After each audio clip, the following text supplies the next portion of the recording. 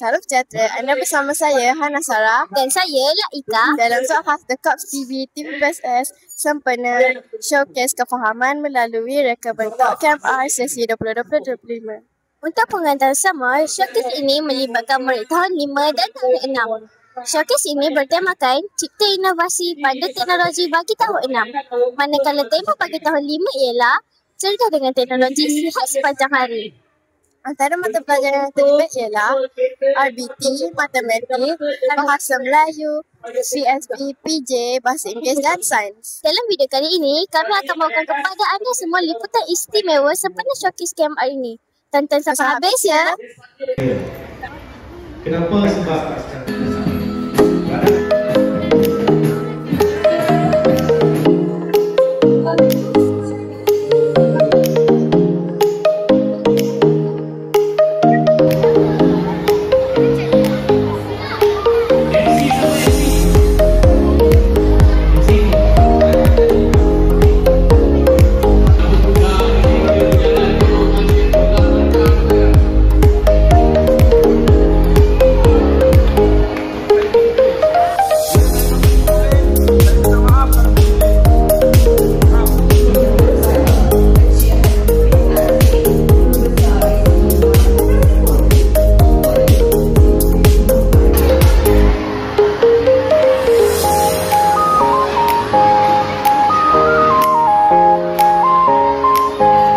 ceritakan tentang role anda pada hari ini?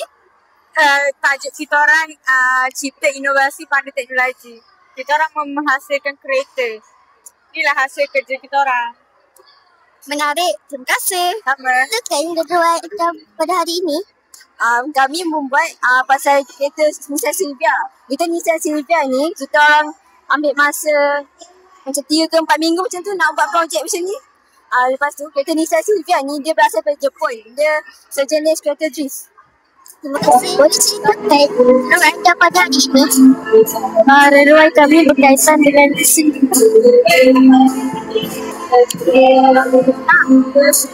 kelas yang kami hasilkan.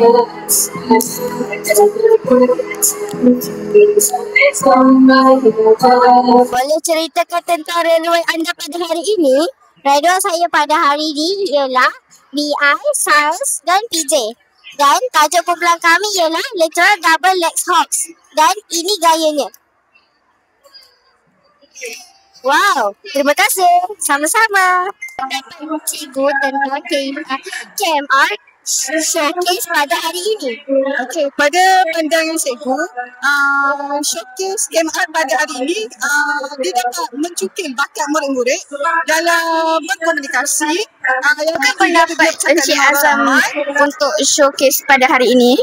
Okey, pada pendapat cikgu, tahniah cikgu ucapkan kepada tahun 5 dan tahun 6 kerana berjaya menyiapkan segala tugasan untuk showcase pada hari ini. Dan showcase hari ini telah dipersembahkan dengan baik dan mendapat pujianlah daripada ibu bapa, guru besar yang datang pada hari ini. Tahniah cikgu ucapkan. Terima kasih. Terima kasih Encik Azam. Dahulu laporan daripada kami dan kami ucapkan kepada semua pihak yang terlibat. Sehingga kita bertemu lagi dalam video-video yang akan datang. Jangan lupa like, subscribe dan tinggalkan komen ya. Bye-bye.